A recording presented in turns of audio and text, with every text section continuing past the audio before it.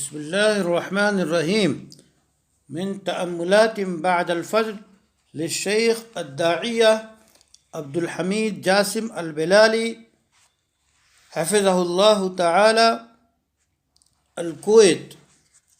وقت کی قدر و قیمت کا احساس صحابہ کرام رضی اللہ عنہم اور تابعین اعظام رحمہم اللہ کی زندگی کی کامیابی کا اصل راز یہ تھا کہ ان کی ڈکشنری میں اکتاہٹ کا لفظ سرے سے نہیں پایا جاتا تھا. اس لیے وہ وقت کی قدر و قیمت کا بھرپور لحاظ رکھتے تھے اور ایک لمحہ بھی ضائع نہیں کرتے تھے، حتیٰ کہ مباح کام بھی اچھی نیت سے انجام دیتے اور اس گھڑی کو بھی کامیاب بنا لیتے. گویا میرے سامنے بزرگ تابعی مسروق جو رسول اللہ صلی اللہ علیہ وسلم کے زمانہ میں ایمان لائے تھے کہ اہلیہ محترمہ کا منظر ہے، وہ مسروق کی لمبی لمبی نمازیں اور عبادتیں دیکھ کر رو رہی ہیں اور وہ کہہ رہی ہیں کان مسروق یصلی حتی تورم قدماہ فربما جلست ابکی مما اراہ یصنع بنفسہ. سیر اعلام النبلاء. مسروق اس قدر نمازیں پڑھتے کہ ان کے پیروں پر ورم آ جاتا. ان کے مجاہدے دیکھ کر میں رو رو پڑتی. کوفہ کے بڑے عالم و محدث و حافظ بلند پایہ تابعی ابو اسحاق عمرو بن عبداللہ کے تذکرہ میں ابو الاحوص کا ملفوظ نقل کیا گیا کہ ہم سے ابو اسحاق نے کہا، اے جوانوں، اٹھتی جوانی کو غنیمت جانو. میں اس عمر میں ہر رات 1000 قرآنی آیات پڑھتا ہوں.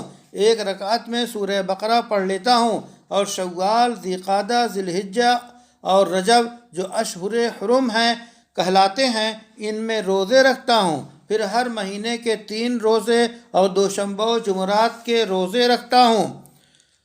رابعہ ادویہ یہ سوچ کر بہت سو چکی چارپائی سے کود پڑتی اور نفس سے کہتی، کب تک نیند کے جھولے میں جھولتی رہے گی؟ آخر کب اٹھو گی؟ کہیں ایسی نیند نہ سو جانا کہ قیامت کی صبح کی زوردار چیخ ہی اٹھائے.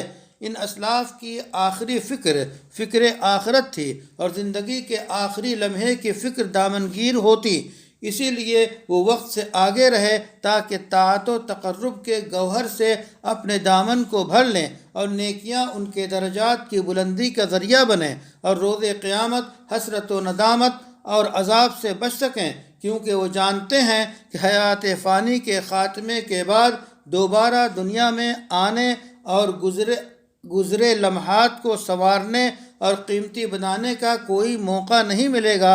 رب نے فرما دیا، اعوذ باللہ من الشیطان الرجیم، حتی اذا جاء احدهم الموت قال رب ارجعون لعلی اعمل صالحا فیما ترکت کلا انها کلمة هو قائلها ومن ورائهم برزخ الى یوم یبعثون. یہ لوگ اپنی کرنی سے باز نہ آئیں گے یہاں تک کہ جب ان میں سے کسی کو موت آ جائے گی تو کہنا شروع کرے گا، اے میرے رب، مجھے اسی دنیا میں واپس بھیج دیجئے جس سے میں چھوڑ کر آیا ہوں.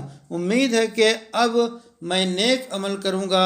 ہرگز نہیں، یہ تو بس ایک بات ہے جو وہ بک رہے ہیں. اب ان سب مرنے والوں کے پیچھے ایک برزخ حائل ہے دوسری زندگی کے دن تک.